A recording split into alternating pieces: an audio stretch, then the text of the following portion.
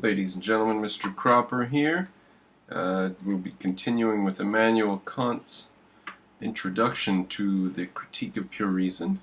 Now, as we finished the last video off, we were doing a footnote, and I want to recap the footnote because it is necessary to start the paragraph that we're going to go into to begin with. So, the footnote says, and let me just tell you at the beginning that he's talking about Copernicus and the historical nature of Copernicus, Newton, and he wants to compare his position in philosophy to what Copernicus did in science. So where in science Copernicus took the universe was centered around the Earth, he said, no, the Earth is actually a tiny speck floating around in a circle around a huge mass, the Sun. And then Newton said, yes, and this tells us about gravity. He said, look at how everything's moving here. It's moving by laws, and he just worked out the math of the laws and gave us the laws of gravity. So that's what he's about to go over. All right? Quote, so the central laws of the movements of the heavenly bodies established the truth of that which Copernicus first assumed only as a hypothesis. Now, he's got his panties in a bunch because Copernicus started all this nonsense off with a hypothesis, hypothesis which is no better than whatever.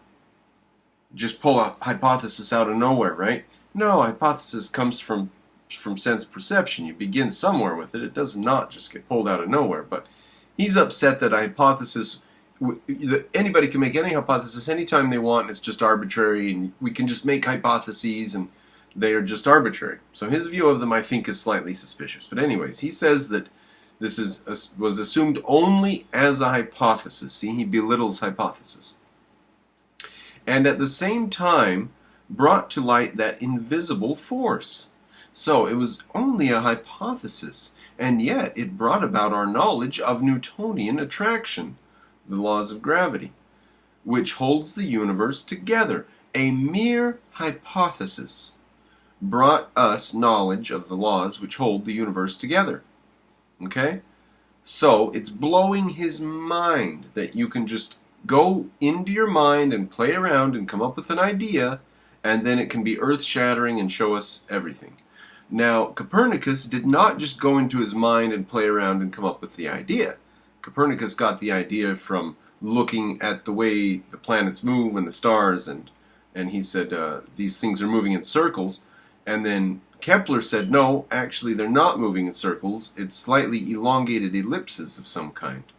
And then Newton said, aha, the reason for that would be because they're pulling on each other. And that we will call gravity. And he gave us the math of how that happens. So Copernicus, Kepler, Newton. Now, Copernicus did not just come up with this out of nowhere. Not only that, but he died without seeing his work published, and was afraid for his life if it were found out what he was saying in his work.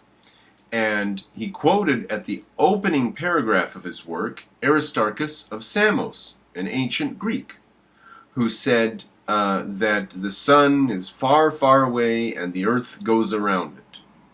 That was Aristarchus of Samos, who was a geometrician.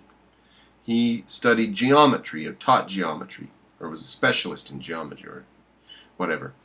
And he told us 2,300 years ago that the earth was moving around the sun and spinning once a day, and was clearly round. The Greeks knew that the earth was round, and they knew it for several reasons. They knew it because boats disappeared over the horizon, and they knew it because the shadow of the earth cast on the moon was round, and they knew it through another method. Oh, they walked from Egypt and they measured the shadows, and that gave them a measurement of how big it was. They knew it was round. They were trying to measure how big it was. Okay, what the hell are we off on the Greeks? Now Copernicus quoted an ancient Greek to try to get himself out of trouble. He said, I'm just talking about Greek theory here. I'm not saying that the earth actually moves. I'm just saying that the Greeks had a geometrician who said this. Now, some people think that the Greeks didn't take it seriously because it was just geometry. And they couldn't see how that made any sense that the Earth was moving. I mean, just look around. It's clearly holding still.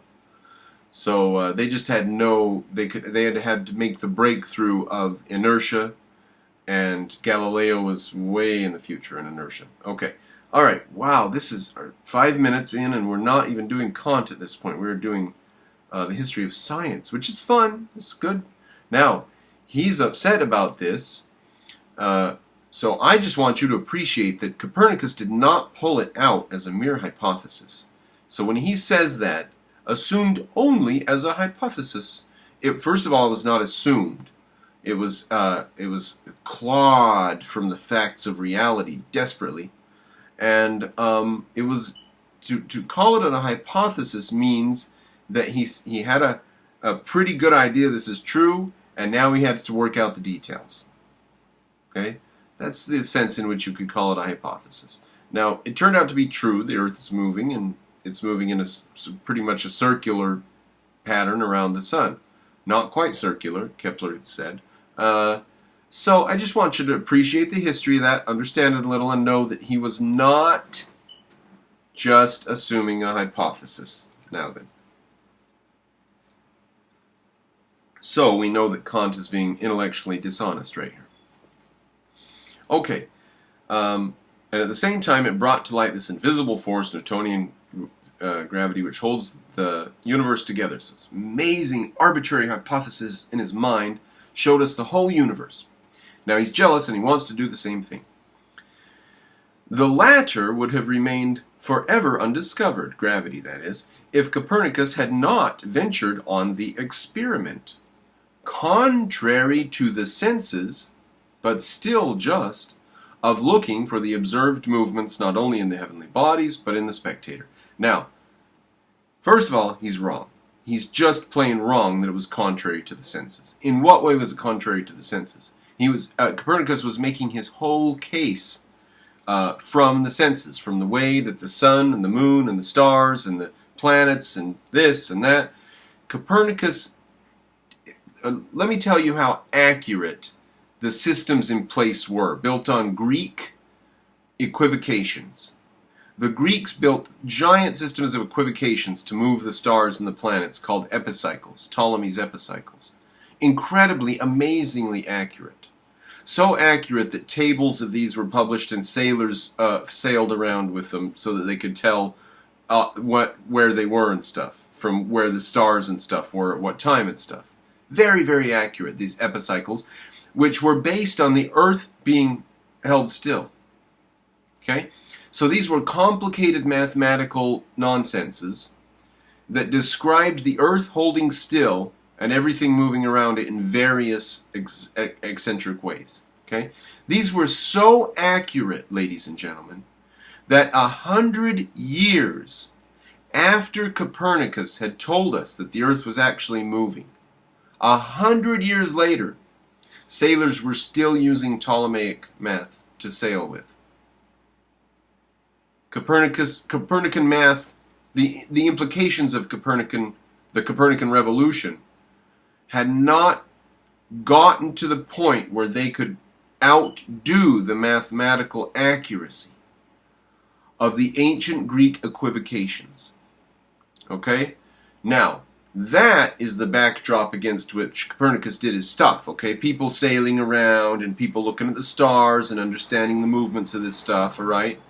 So to say that it was contrary to the senses, okay, that is obscene, Immanuel Kant. Absolutely obscene to say that Copernicus ventured on this experiment contrary to the senses. Now, I'll let him off the hook only if he means that looking around us, the wind does not seem to blow and the trees do not seem to go here and there, and it does not seem that we are in motion. Now, if that's what he means contrary to the senses in a very common sense, like a commoner, if that's what he means, I'll let him off the hook. I doubt it. I think he thinks that Copernicus just pulled this hypothesis out just as a daydream, like you could pull anything out from the back of your mind without thinking, and then it turns out that it just happens to tell us the nature of the universe. Not that it really does, because it was actually inside of his mind to begin with. Remember, we went over this part earlier. Anything that you think is actually inside your mind first, or else you couldn't understand how to think it. So, Newton, we give him credit for discovering the laws. We give Copernicus credit for discovering the laws. Actually, that stuff was actually in their mind to begin with.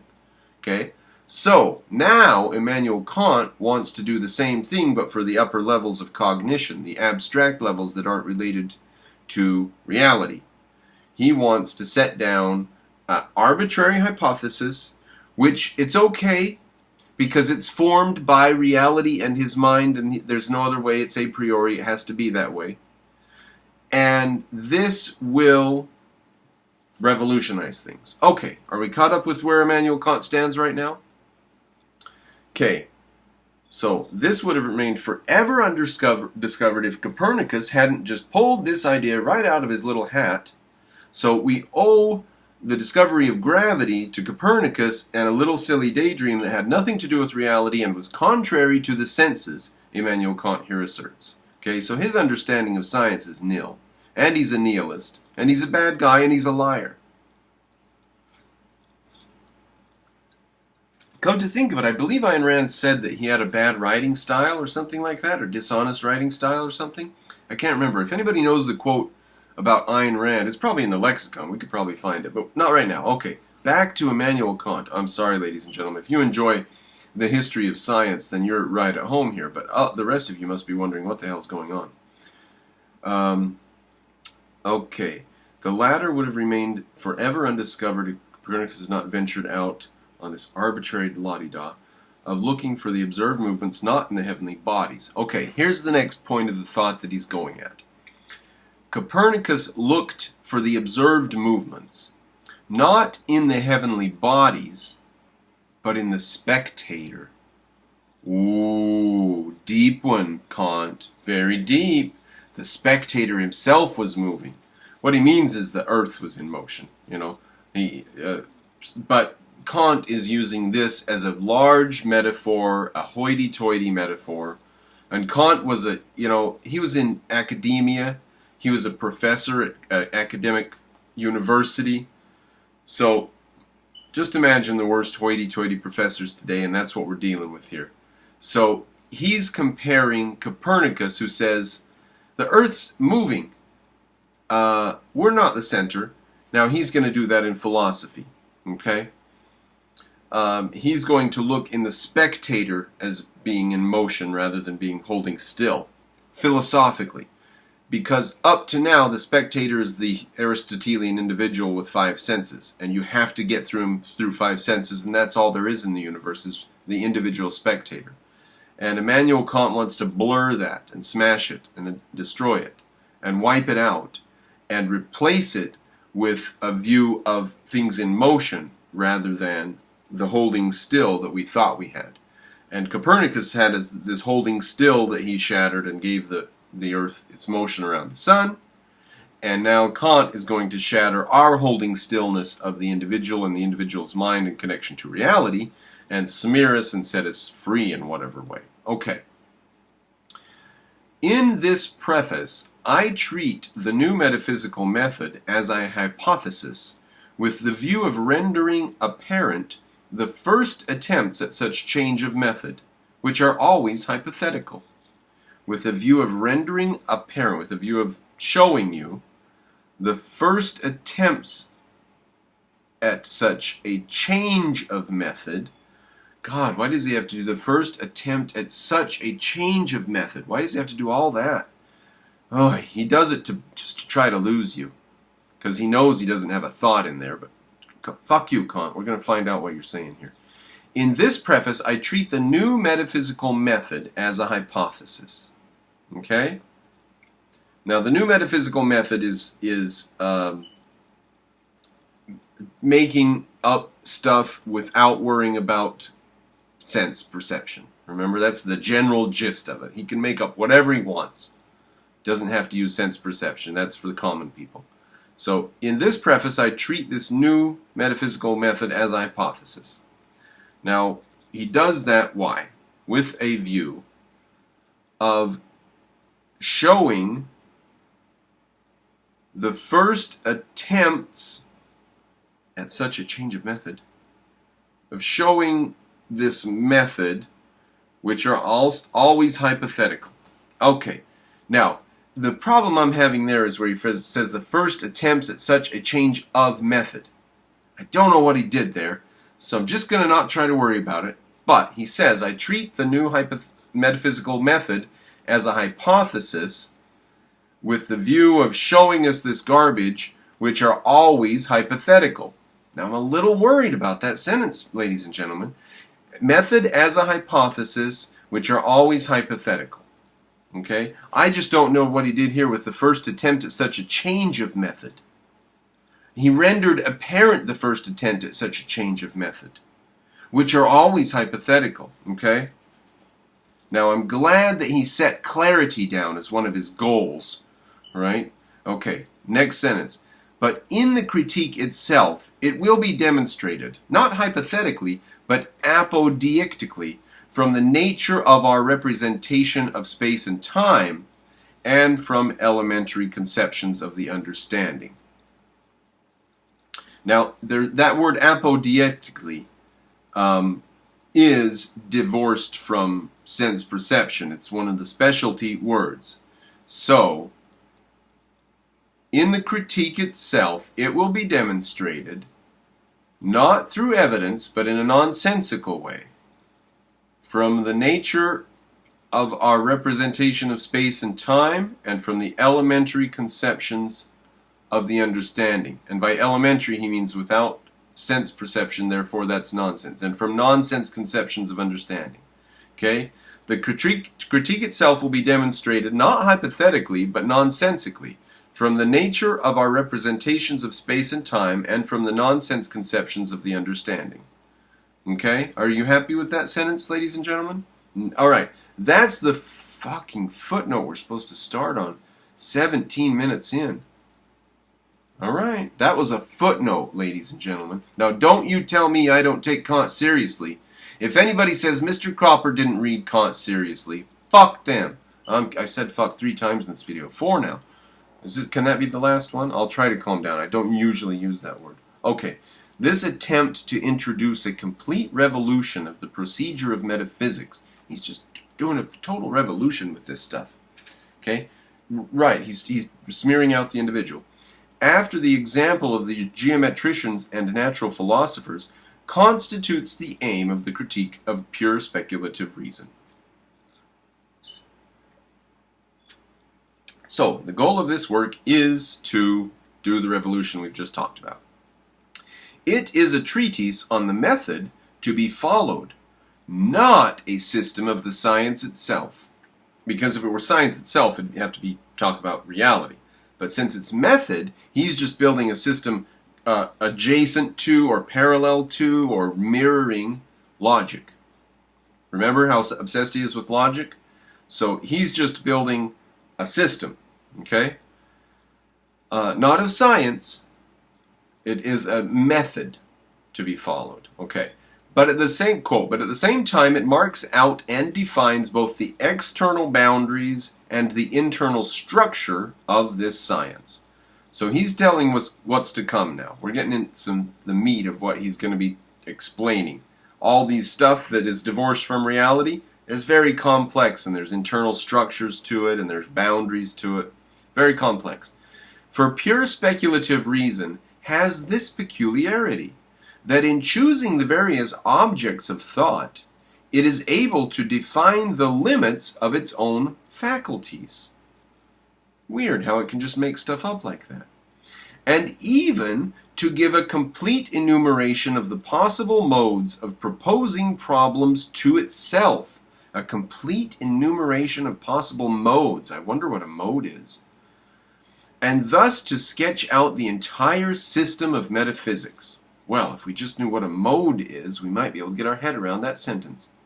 Okay, for on the one hand, in cognition, a priori, nothing must be attributed to the objects but what the thinking subject derives from itself. Attributed to objects except what the thinking subject derives from itself. Nothing must be attributed to the objects in cognition.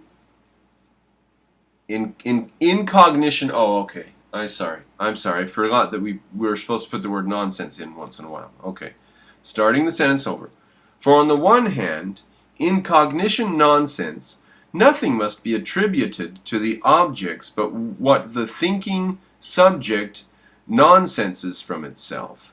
And on the other hand, reason is, which he doesn't think is reason. So nonsense is, in regard to nonsense, a perfectly distinct independent independent unity, so independent nonsense, in which, as in an organized body, every member exists for the sake of the others, and all for the sake of each. Now that's a very important sentence fragment, which is swimming in a bunch of nonsense, ladies and gentlemen. I think that whole frickin' sentence is built to put that sentence fragment in. But continuing, and all for the sake of each, so that no principle can be viewed with safety in one relationship unless it is at the same time viewed in relationship to the total use of pure reason. Now what exactly he's going to do there we don't know, but he is just saying that every principle has to be consistent across the system, right? He's just setting up consistency. He says, unless at the same time it is viewed in relation to the total use of pure reason, no principle can be viewed with safety. Okay? It has to be viewed with relation to the total reason. Now, I think the reason for this sentence is he wanted to say that every member exists for the sake of the others, and all for the sake of each. Now that sounds like pure collectivism, but this is cognitive. It's a cognitive point. So he's just giving an ethical injunction that's probably common in Germany culture at the time. It certainly was 200 years later. He's just popping that in there as an example of what he wants his philosophy to look like. This floating philosophy up in the hoity-toity realm beyond sense perception. He wants all these principles to be perfectly interrelated and, in regards to the principles of cognition, perfectly distinct, independent unity. An organized body, every member existing for every other, all for the sake of each. So no principle can be viewed with safety unless it is at the same time viewed in relation to the total use of pure reason. Now, it's full of a lot of nonsense, but he's ultimately saying, I think, there that he wants to be consistent. And he just popped in that thing about collectivism. Every member exists for the sake of the others, and all for the sake of each.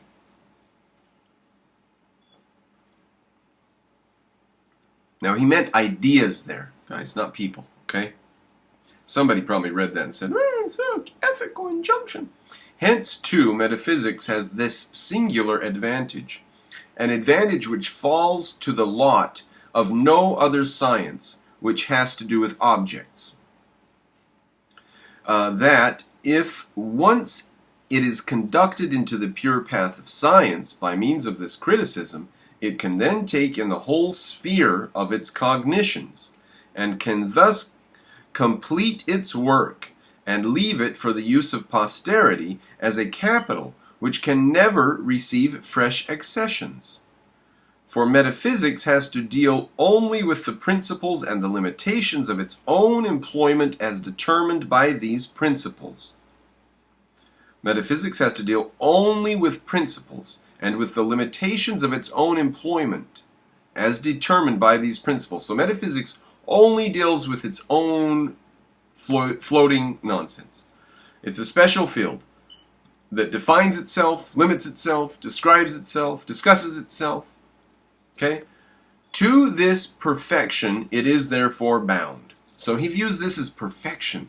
Not floating nonsense, but perfection. Okay? To this perfection it is therefore bound as the fundamental science. To attain, and to it the maximum may justly be applied, nil actum reputans si quid supersit agendum. Acuity, reputation. I don't know superset. Okay, let's not worry about Latin. Okay, so back to this. Now, hence too, metaphysics has the singular advantage, an advantage which falls to the law of no other science which has to do with objects. Now, does metaphysics have to do with objects, or is it floating? Okay, that if once it is conducted into the sure path of science by means of this criticism, it can then take in the whole sphere of its cognitions, and can thus complete its work and leave it for the use of posterity as a capital, which can never receive fresh accessions. He's trying to draw a parallel with logic there, which logic has just stood the test of centuries and nobody can question it or rebuild it, or Kant thinks even add to it. So he's trying to draw a parallel with logic there. For metaphysics has to deal only with principles and with the limitations of its right. So metaphysics is perfect. Okay.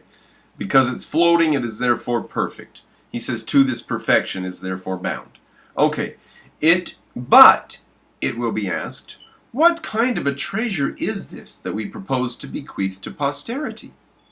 What is the real value of this system of metaphysics, purified by criticism, and thereby reduced to a permanent condition? So, how would you criticize it, Kant? You criticize it by saying it doesn't adhere to reality in this way or that, and correcting it to a more correct path. He takes criticism for granted. He thinks that people will just argue about it, and that will refine it. We don't have to measure it against reality. Our arguments can just be arguments. He really believes that. Okay, so we can just...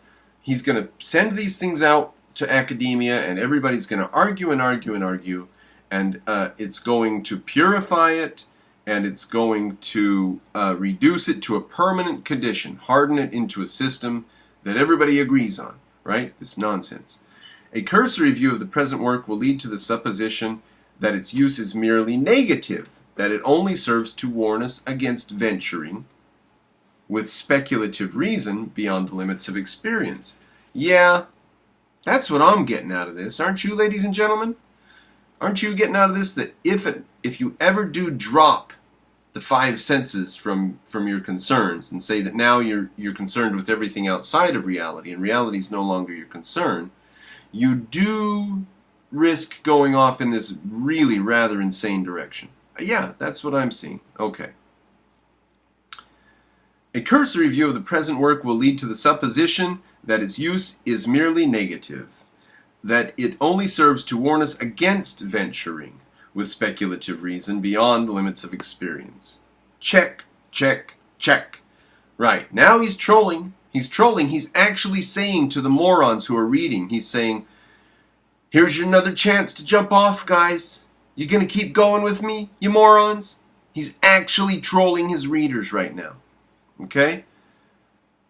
This is, in fact, its primary use. You may think that everything we've done so far in this work is a total wreck. You may think that everything I am saying is like a blaring warning sign to not go down the path I've gone down and to drop the five senses and just go off into la-la land. You may think that I'm going totally off the rails, guys, by using reason outside of experience. You may think I'm wrecked here. In fact, this is the primary use of reason. Okay? Quote, this is, in fact, its primary use. Hoity-toity. All right. But this, at once, assumes a positive value when we observe that the principles with which speculative reason endeavors to transcend its limits lead inevitably not to the extension, but to the contraction of the use of reason. Okay, there was quite a bit that happened in that sentence, but damn, then reason had to contract. Inasmuch as they threaten to extend the limits of sensibility, which is their proper sphere, over the entire realm of thought, and thus to supplant the pure practical use of reason. So, don't you guys dare try to touch the pure use of reason. Now, what is the pure use of reason? Does he not mean this beyond beyond thought? Now, he says in parentheses there, pure, parenthesis, practical, and parenthesis, use of reason. So that slimy son of a bitch is trying to define hoity-toity, nonsensical reason as practical reason.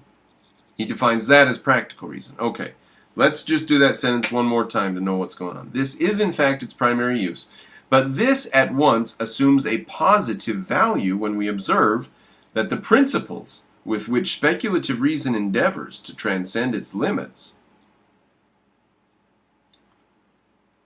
Okay. Speculative reason uses certain principles. Oh boy, this is a mess. But this at once, okay, this at once comes from two sentences before. The word this refers to the subject two sentences before. Because it's not from the sentence before, because that refers to the sentence before. That is also the word this, okay? So the sentence we are in right now is a train wreck, all right? But this, whichever it is, what is it? The use of reason? Speculative reason? A view of cursory reason? Okay. So something about reason, and we know that he doesn't mean anything reasonable by reason. He means hoity-toity. But reason, or whatever we're talking about, at once assumes a positive value when we observe that the principles with which speculative reason endeavors to transcend its limits lead inevitably not to the extension, but to the contraction of the use of reason, inasmuch as they threaten to extend the limits of sensibility, which is their proper sphere over the entire realm of thought, and thus to supplant the pure practical use of reason. Okay. Now, what would it mean to supplant the pure practical use of reason, when pure, practical, and reason are all nonsense? Okay? So over the entire realm of thought, and thus to supplant the nonsense use of nonsense. Okay? That only means that if whatever happened in that sentence happens, he will be shut down. Okay? So he does not want to happen in that sentence what he thinks could happen. He's saying, okay, realm of thought, proper use of reason as contraction of the use of reason. Okay. Now, ladies and gentlemen, you'll just have to judge for yourself how reasonable that sentence is. It's not reasonable. Obviously, he's attacking reason. And what exactly he's doing in there. But I'm just saying that the key is, he says, contraction of the use of reason. So reason has gotten into trouble somehow, endeavoring to transcend its limits. It's gotten into trouble. And they had better stop misbehaving because he has a system of pure practical reason that he doesn't want to be supplanted. Okay? That's my reading of that sentence. Get the text and read it for yourself. Alright. So far then, as this criticism is occupied in confining speculative reason within its proper bounds, it is only negative.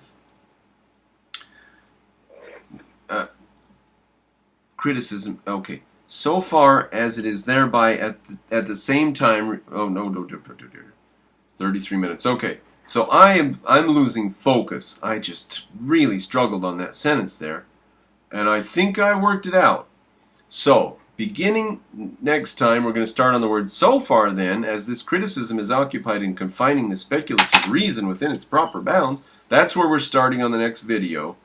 And when we do that, I'm just going to make sure we go over that previous sentence again. I'm just going to go get the brain fuzz out, and then I'll look at it again and make sure that I understood what happened in that sentence.